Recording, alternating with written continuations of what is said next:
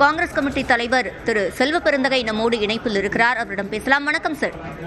வணக்கம். வணக்கம். பரந்தூர் விமான நிலைய விவகாரத்தை கையில் எடுத்து பேசியிருக்காரு. அதே போல பாஜகவுடைய அரசியல் தமிழ்நாட்டில் எடுபடாது என்ற கருத்தினை விஜய் கூறியிருக்கிறார். எப்படி பாக்குறீங்க? இரண்டாவது சொன்னது பாஜகவுடைய கருத்து தமிழ்நாட்டில் எடுபடாது என்றது அது காங்கிரசுடைய குரல், திராவிட முன்னேற்ற கழகத்துடைய குரல், இந்தியா கூட்டணி கட்சி தலைவருடைய குரல். அதுல எனக்கு மாற்று கருத்து இல்லை.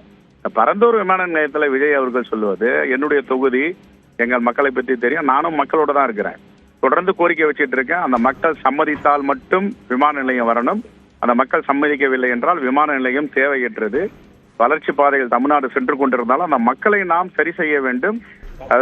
அவர்கள் மனதளவில் உள்ளமளவில் அவர்கள் இது நாட்டோட வளர்ச்சிக்காக இருக்கிறது என்று உரிய உரிமைகளையும் அவர்களுக்கு எதிர்காலத்தையும் ஏற்படுத்தி தர வேண்டும்.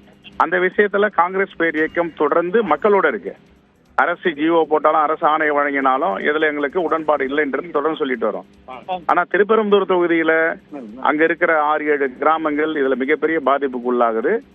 விஜய் சொல்லுவது அரசியலா இல்லாம உண்மையா இருக்கணும். அவரே போய் உட்காந்து முதலமைச்சர்கிட்ட பேசலாம். நானும் தொடர்ந்து பேசிட்டு இருக்கேன். அந்த மக்களுடைய மனநிலை பாதிக்காமல், வாழ்வாதாரம் பாதிக்காமல் அவர்களிடம் பேசி தீர்த்த பிறகு விமான நிலையத்தை கொண்டு வர வேண்டும். அதில் நாங்கள் உறுதியாக இருக்கிறோம்.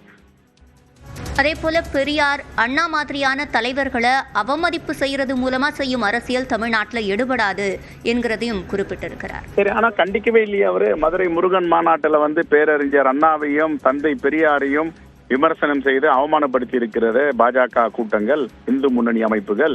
ஏன் அவர் கண்டிக்கவில்லை, ஏன் வாய் திறக்கவில்லை? அந்த வருத்தமும் எல்லாருக்கும் இருக்குல்ல. ஐடியாலஜி லீடர்ஸா பெரியார் எடுத்துட்டாரு, பெரியார் விமர்சனம் பண்றாங்க, உடனே கண்டிச்சு இருக்கணும் அவங்க கட்சி சார்பா. ஏன் கண்டிக்கல? என்னுடைய வேண்டுகோள் என்னன்னா சங்கிகளிடம் அவர் மாட்டிக்கொள்ளக்கூடாது. அதுதான். தேங்க்யூ. நன்றி. இணைப்பில் கருத்துக்களை பதிவு செய்தமைக்கு நன்றி திரு செல்வ பெருந்தகை.